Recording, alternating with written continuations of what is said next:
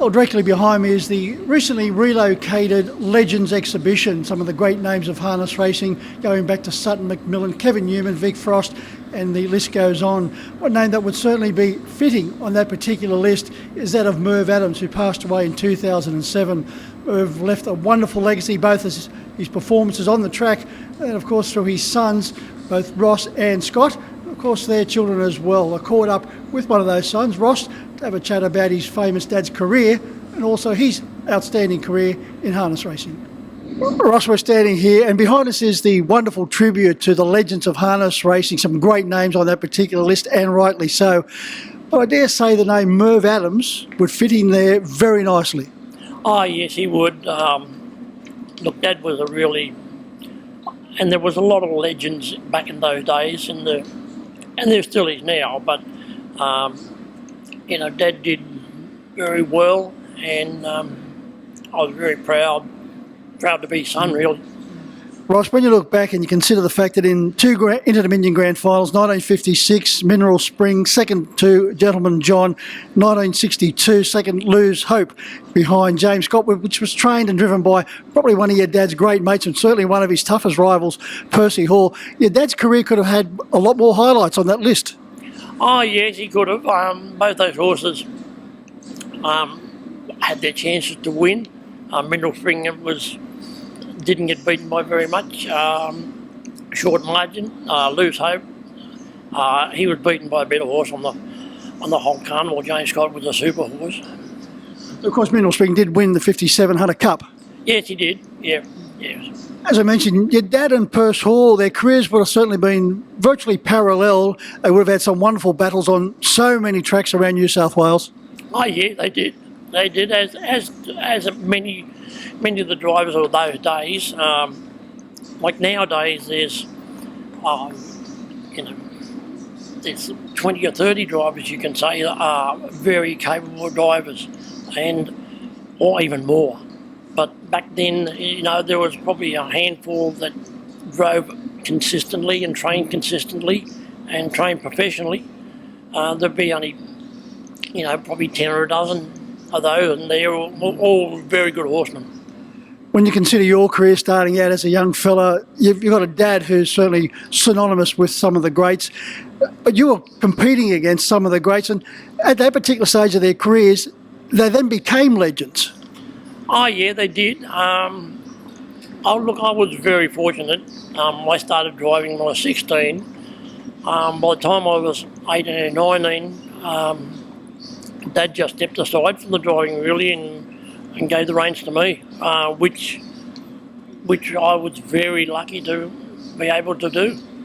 Ross, when you consider that 16 and that 18-year-old bracket, you're competing against some of the greats and some of the toughest hard heads going around in harness racing.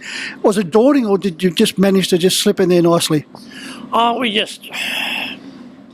look, to me it was never daunting, and I just did my best, slipped in there nicely, I thought. I don't know whether everybody else did, but I did. It was never daunting to drive against those people, no. Was there one particular trainer or driver or both that you certainly looked up to as, geez, I'm competing against so-and-so? Oh, well, look, Perth was really tough, but he was towards the end of his career when I was really driving. But he was very tough to drive. But Kevin Newman, as a trainer driver, he wasn't any better really. Lessons learnt from your dad? Too many to tell you really. Dad was never a teacher. He just let me work along with him. That's the way I learned. Just learning on the job? Pretty well, because I worked with Dad. I left school when I was 15, and up until I went out on my own in 1988, I was with him all the time. Your career record doesn't tell us a true story because they only kept the records from about 1980 or so onwards. You had a lot of success before then. Oh, they were my highlight years before then. Yes. Most of the races I won was back before those. Steve Flo would have been very dear to your heart. Yeah, really good horse and really nice horse, and won a lot of races with him. Yeah.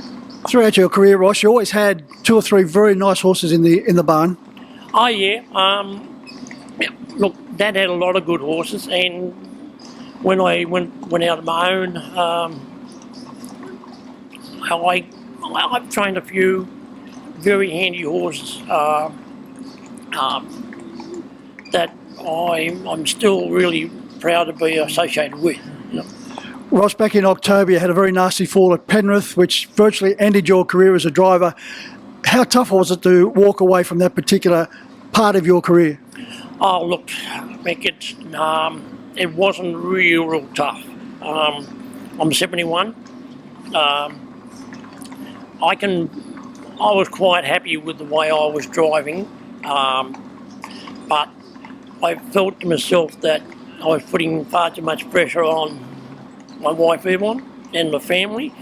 If something happened to me, and we still train. We still train quite a few horses. You know, we have 10 in the barn up here now, and all of a sudden I was training 8 or 10 at the time.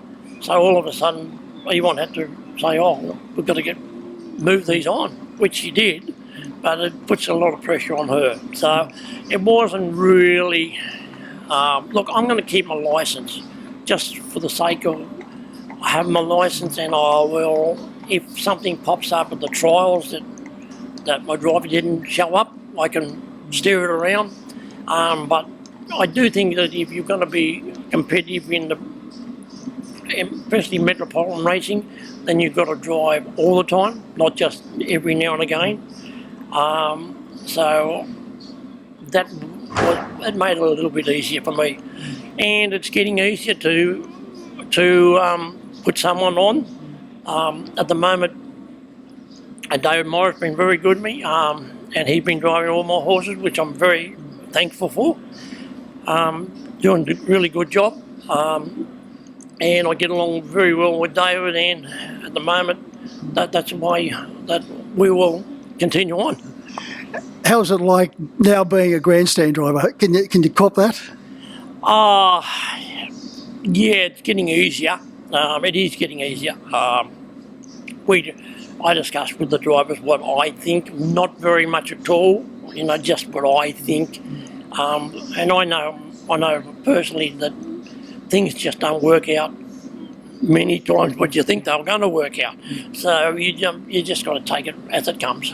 You mentioned your wife Yvonne. What a wonderful partnership, and she's here today, as always, by your side with the horses. Oh yeah, well, Yvonne works alongside me, which she has done 3/4 of my life, really. Yeah, we just do the horses together, yeah, I couldn't do it without her. No. What a great tradition and legacy your dad has left, the Adams family. Your brother Scott with his daughter Sarah and Josh going into the galloping world, enjoyed a lot of success as a driver. One of your sons, Dean, never got involved in harness racing? No, he didn't. He just, he's really interested in our horses, but as far as doing anything with them, no, he never did. Grant did a little bit before he became a steward, and only for 12 months or so. You know, when they both were younger or young, Grant and Dean never really got interested in it much. Yeah, well, Grant's got the build of a rampaging rugby league second row and decided that driving and training wasn't to be his forte, but has carved out an outstanding career as a chairman of stewards, both here in New South Wales, now as a steward in Victoria. How did you feel about him jumping over to the dark side? We were very surprised, to tell you the truth. It came as a bit of a shock 12 months ago in June.